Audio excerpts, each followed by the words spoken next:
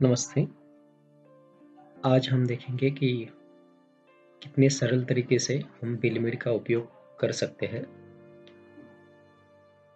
जैसे हम देख रहे हैं कि लॉगिन करने के बाद यहाँ पे आपको एक डैशबोर्ड दिखाई देगा, जहाँ पे आप जैसे देख सकते हो कि सेल्स वर्सेस परचेस जो भी मंथली हो रहा है, उसका चार्ट हमें एक दिखाई दे रहा है। वो जो चार्ट है वो वैल्यू वाइज है, मंथली उसको स्प्लिट किया है हमने। ठीक उसके नीचे हम इनवॉइस रिपोर्ट बाय मंथ देख रहे हैं।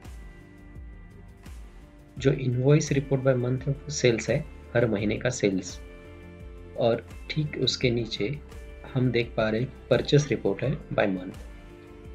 तो जो ऊपर सेल्स वर्सेस परचेस दिखाई दे रहा है हमें, उसको हमने स्प्लिट किया है सेल्स और परचेस में, ताकि हमें आसानी से समझ में आ जाए कौन से महीने में कितना सेल्स और परचेस हुआ है। अभी हम राइट साइड में देख सकते हैं कि item return report by month. तो जो आइटम रिटर्न हुए हैं वो वैल्यू वाइज है।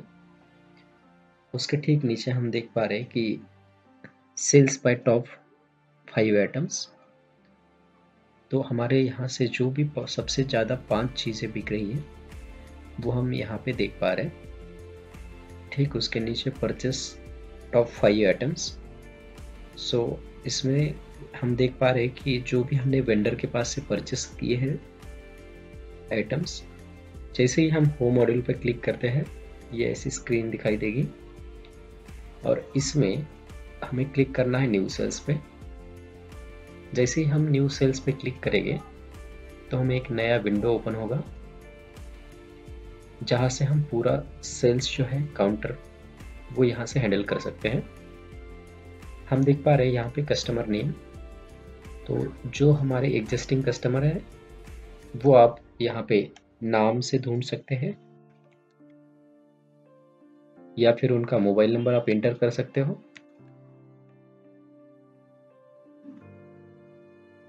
या फिर यहाँ पे जो आपको डाउन एरो दिखाई दे रहा है उस पर आप क्लिक करके लिस्ट में से कस्टमर आप चुन सकते हो। इस पे हमें सिंपली डबल क्लिक कर देना है। अगर हमारे पास कोई एग्जिस्टिंग कस्टमर है नहीं जो वॉक इन में नया आया है, तो उसको अगर हम ऐड करना चाहते हैं तो सिंपली हमें प्लस पे क्लिक करना है। जब हम प्लस पे क्लिक करेंगे तो हमारे पास एक नया विंडो ओपन होगा। इस पे हमें कस्टमर नेम इनपुट करना है और फ़ोन नंबर। ये दो चीज़ें जो है ये हमारे पास मैंडेटरी है।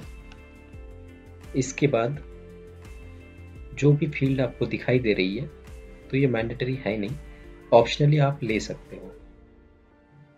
इसके साथ ही हमने जो अभी कस्टमर ऐड किया है तो ये इंडिविजुअल कस्टमर है। अगर कंपनी के नाम के साथ आप लेना चाहते हो तो आप कंपनी नेम पे क्लिक कर सकते हो। तो जैसे ही आप कंपनी नेम पे क्लिक करोगे तो हमारी मैंडेटरी फील्ड चेंज हो जाएगी। यहाँ पे आप देख पा रहे हो कि कंपनी नेम के आगे स्टार लिखा आ रहा है और फ़ोन नंबर के आगे। तो हमारे लिए अभी कंपनी नेम मैंडेटरी है। और जैसे ही हम लोग इंडिविजुअली पे जाते हैं तो ये फील्ड फिर से चेंज हो जाती है। कस्टमर नेम जो है यहाँ पे आपको स्टार मार्क दिखाई दे रहा है और फ़ोन नंबर के साथ। तो दो चीज़ें मैंने जैसे आपको बोला कि ये मैंडेटरी है। इसके बाद हम लोग कस्टमर आईडी ले सकते हैं, ईमेल आईडी ले सकते हैं, पैन आईडी, जो भी आपको चीज़ें यहाँ पे दिखाई दे रही है, जीएसटी नंबर वगैरह, वो आप ऑप्शनली ले सकते हो। इसके साथ ही कस्टमर के लिए हम लोग क्रेडिट लिमिट सेट कर सकते हैं कि इस लिमिट तक हम कस्टमर को क्रेडिट दे देंगे। हमें सिंपली सेव कर देना है अभी। तो जैसे आप देख पा रहे हो कि हमने कस्टमर सक्सेसफुली ऐड कर दिया है यहाँ पे अजित नाम से। तो जैसे ही आप कस्टमर ऐड कर देते हो प्लस के बटन से तो ऑटोमेटिकली वो कस्टमर नेम में फॉर बिलिंग पर्पस वो ऐड हो जाएंगे।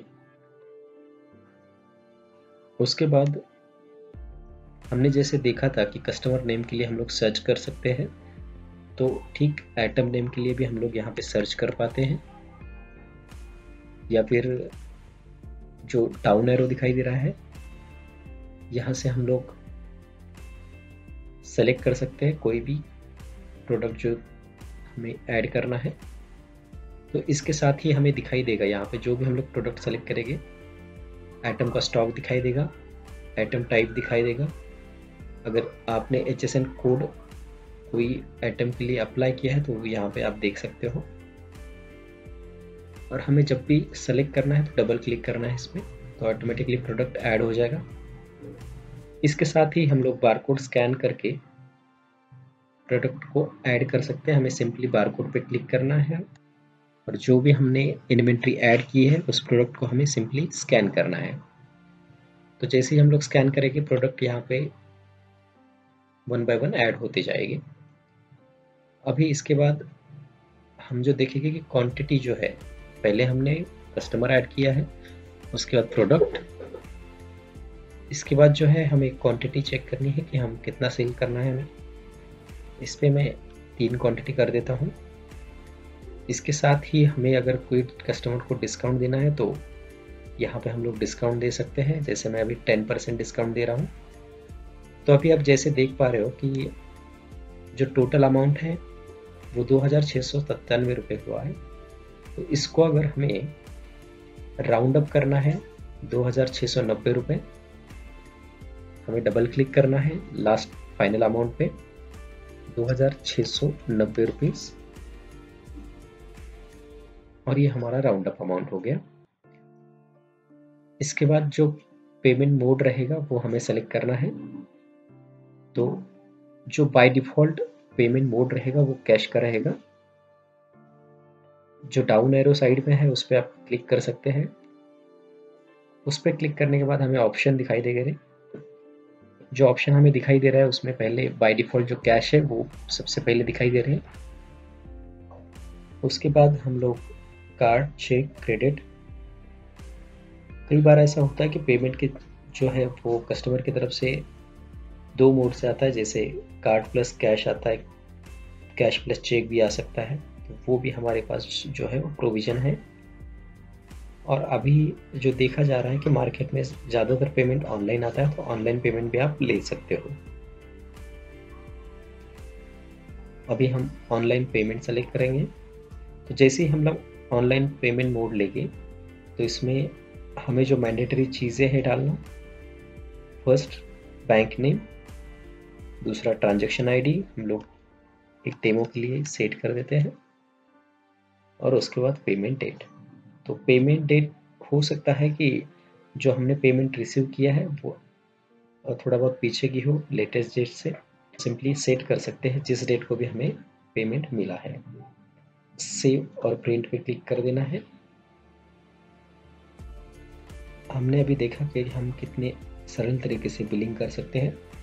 इसके बाद हमें सिंपली होम स्क्रीन पे फिर से आना है। तो हमने सेल्स जो है वो देखा किस तरीके से हमने किया है। उसके बाद हमें जो ऑप्शन दिखाई दे रहा है वो कस्टमर है। तो जैसे ही हम लोग कस्टमर पे क्लिक कर देते हैं तो हमारे पास जो भी एग्जिस्टिंग कस्टमर है उनकी लिस्ट हमें दिखाई देगी।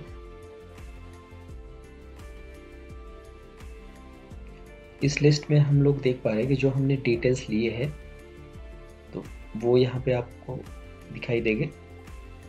अगर किसी कस्टमर का फ़ोन नंबर चेंज हुआ है, कस्टमर पे क्लिक कर देना है और 2 नंबर का जो ऑप्शन है अपडेट, इस पे हमें क्लिक कर देना है।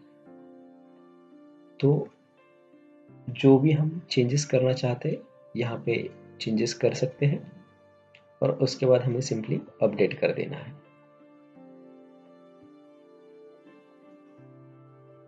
होम स्क्रीन पे आने के बाद 3 नंबर का जो ऑप्शन है आइटम मॉड्यूल पे आने के बाद तो हम यहाँ पे जो नया प्रोडक्ट है वो यहाँ से हम लोग ऐड कर सकते हैं। उसी के साथ हम जो एग्जिस्टिंग प्रोडक्ट है वो हम यहाँ से अपडेट कर सकते हैं।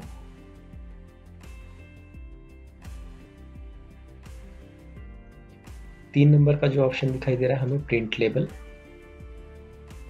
हम किसी भी प्रोडक्ट का बारकोड जो है वो हम प्रिंट कर सकते हैं। हमें प्रोडक्ट पे बस क्लिक कर देना है और उसके बाद प्रिंट लेबल पे आना है। तो इस तरीके से हम बारकोड यहाँ पे देख पा रहे हैं। हम देखेंगे कि हम किस तरीके से बारकोड की सेटिंग कर सकते हैं। तो प्रिंट लेबल जो है इसी की लेन में बारकोड प्रिंट सेटिंग करके सेकेंड लास्ट ऑप्शन है, उस पर हम लोग क्लिक करेंगे। उस पर जैसे ही क्लिक करते हैं तो हमें दिखाई दे रहा है जो भी हम फील्ड उसमें ऐड कर सकते हैं बारकोड प्रिंट लेआउट पे। अभी जो हमने फील्ड सेलेक्ट की है वो ब्रांड नेम, एमआरपी और बारकोड है। उसके साथ हम लोग serial number, expiry date, product category और टैक्स रेट वगैरह ऐड कर सकते हैं। हमने अभी न्यू सेल्स, कस्टमर और आइटम मॉड्यूल देखा है।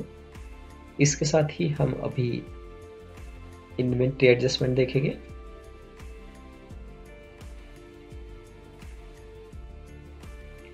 तो जैसे ही हम लोग इन्वेंट्री एडजस्टमेंट मॉड्यूल पे क्लिक करते हैं तो हमारे पास इन्वेंट्री एडजस्टमेंट की ये जो स्क्रीन है, विंडो, वो दिखाई देगी। डाउन एरो पे क्लिक करके हम प्रोडक्ट लिस्ट देख सकते हैं। यहाँ से जब हम प्रोडक्ट सेलेक्ट करेंगे तो हम यहाँ पे देख पाएंगे कि उसका अवेलेबल क्वांटिटी कितना है। अभी हमारे पास उसका अवेलेबल क्वांटिटी 0 है और हमने उसका इन्वेंट्री ऐड नहीं किया है। अवेलेबल क्वांटिटी हम अभी -11 देख पा रहे हैं। उसके साथ ही हम लोग जो एडजस्ट हमें करना है, क्वांटिटी एडजस्ट बाय, वो एक कॉलम हमें दिखाई दे रहा है। तो उस पर हमें सिंपली डबल क्लिक कर देना है। तो इस पे 20 क्वांटिटी में ऐड कर देता हूँ। जो 20 क्वांटिटी मैंने ऐड की है उसके हम लोग कॉस्ट जो है वो चेंज कर सकते हैं।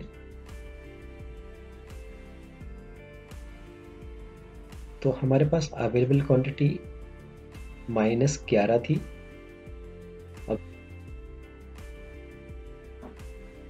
तो टोटल क्वांटिटी जो अवेलेबल हमारे पास होगी वो हम देख पा रहे हैं 9 होगी। हम उसको सिंपली फिनिश कर देंगे।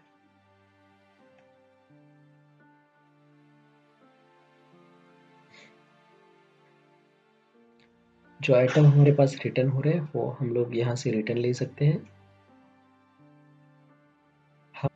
तो हमने जैसे ही कस्टमर सेलेक्ट किया है उसके बाद उनके नाम पे जितनी भी इनवॉइसेस जनरेट हमने की है वो हम लोग यहाँ पे देख पाएंगे।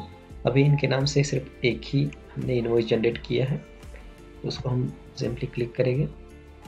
अभी हमने जो प्रोडक्ट सेल किया है उनको वो यहाँ पे डिटेल्स हम लोग देख पा रहे हैं। तो इसमें क्वांटिटी जो हमने सेल की थी वो 3 की थी। इसमें से अभी मैं एक प्रोडक्ट रिटर्न लेना चाहता हूँ।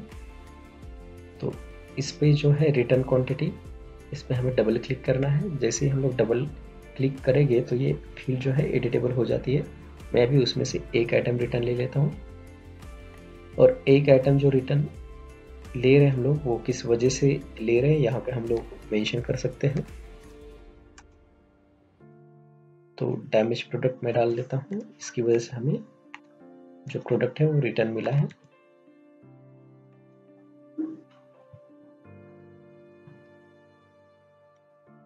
तो ये जो हमने प्रोडक्ट रिटर्न लिया है तो इसके अगेंस्ट हम लोग कस्टमर को जो है वो क्रेडिट मेमो दे सकते हैं या फिर रिफंड जो है वो कैश कर सकते हैं। अभी इसके बाद जो है हम लोग फिर से होम मॉड्यूल पे आएंगे। होम मॉड्यूल पे आने के बाद हमारे पास जो नेक्स्ट मॉड्यूल है वो डिस्काउंट है। डिस्काउंट पे जैसे ही हम लोग क्लिक करते हैं जो हमने डिस्काउंट क्रिएट किए हैं वो हम यहाँ पे देख पा रहे हैं। इसमें हम लोग नए डिस्काउंट ऐड कर सकते हैं जैसे हमें करना है। इसी के साथ हम लोग जो एग्जिस्टिंग डिस्काउंट है उसको हम लोग अपडेट कर सकते हैं। इसके बाद जो यूनिट मेजरमेंट है ये बाय डिफ़ॉल्ट जो आपको मिले हैं वो वही रहेंगे, इसमें हमें चेंजेस करने की कुछ ज़रूरत है नहीं। जो प्रमोशंस, जैसे हम देख पा रहे हैं कि हमारे पास ऑलरेडी 2 प्रमोशनल जो हमने क्रिएट किए हुए वो यहाँ पे दिखाई दे रहे हैं। इनको आप अपडेट कर सकते हो। जब भी हम लोग डिस्काउंट क्रिएट करते हैं तो डिस्काउंट नेम के साथ उसका एक कोड हमें जनरेट करना पड़ता है। उस कोड के साथ जो वैलिडिटी है उस कोड के लिए वो हमें सेट करनी पड़ती है कि हम किस तारीख से किस तारीख तक उसको डिस्काउंट देना चाहते हैं।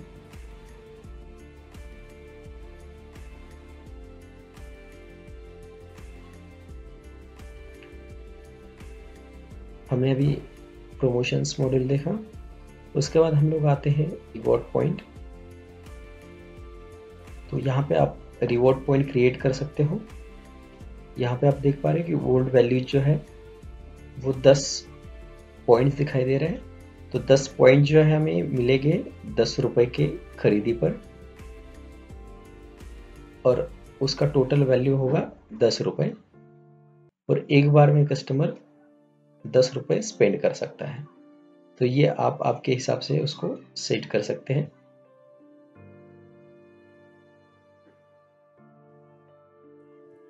अभी हमने जो होम मॉड्यूल है उसमें से हमने new sales, customer, item, inventory adjustment, item return, discount, unit measurement, promotions और रिवॉर्ड पॉइंट, ये सारे जो पॉइंट है हमने कवर कर लिए हैं।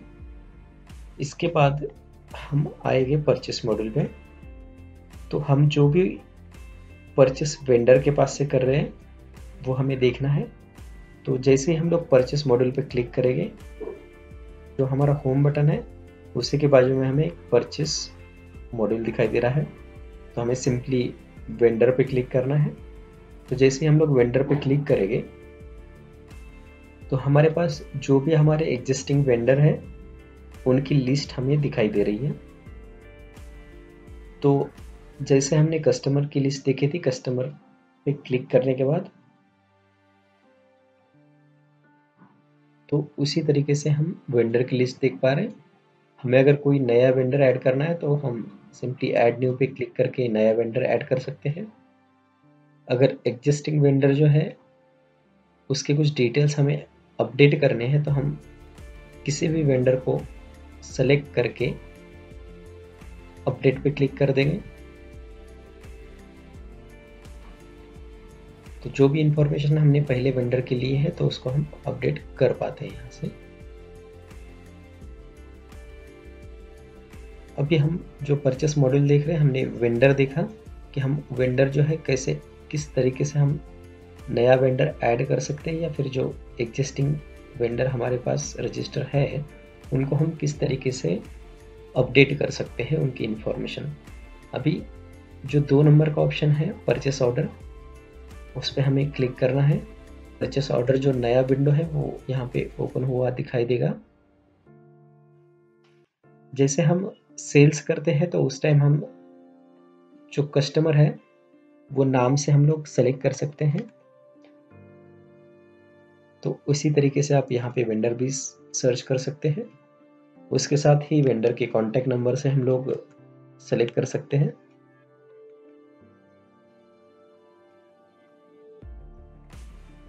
उसी के साथ हम जो डाउन एरो है उस पर क्लिक करके वेंडर की लिस्ट फिर से देख सकते हैं। वेंडर की लिस्ट देख सकते हैं। इस पर हमें सिंपली डबल क्लिक कर देना है जिस वेंडर पर हमें सेलेक्ट करना है उनको। अभी जैसे हमने आइटम सेलेक्ट किए थे सेल्स के टाइम, सेम उसी तरीके से आप यहाँ पे आइटम सर्च कर सकते हो। जब भी हम 3 जो है वो कीवर्ड एंटर करेंगे उसके बाद हमें सजेशंस आएंगे। इसके बाद जो है हम सेम जो आइटम सर्च करने के लिए दूसरा ऑप्शन यूज कर सकते हैं हम लोग। डाउन एरो पे हमें सिंपली क्लिक कर देना है। तो हमारे पास नए विंडो में आइटम की लिस्ट दिखाई देगी। इसमें से डबल क्लिक करके हम लोग आइटम सेलेक्ट कर सकते हैं। तो हमने अभी वेंडर जो है वो सेलेक्ट किया है, उसके बाद प्रोडक्ट सेलेक्ट किया है। जो क्वांटिटी है वो हमें ऐड करनी है कि हम कितना क्वांटिटी वेंडर के पास से परचेस कर रहे हैं। तो मैंने 5 क्वांटिटी यहाँ पे ऐड कर दी है डबल क्लिक करके क्वांटिटी पे। उसी के साथ हम जो क्वांटिटी परचेस कर रहे हैं वो कौन से रेट में कर रहे हैं उसकी अमाउंट हमें यहाँ पे एंटर करनी है डबल क्लिक करके रेट पे।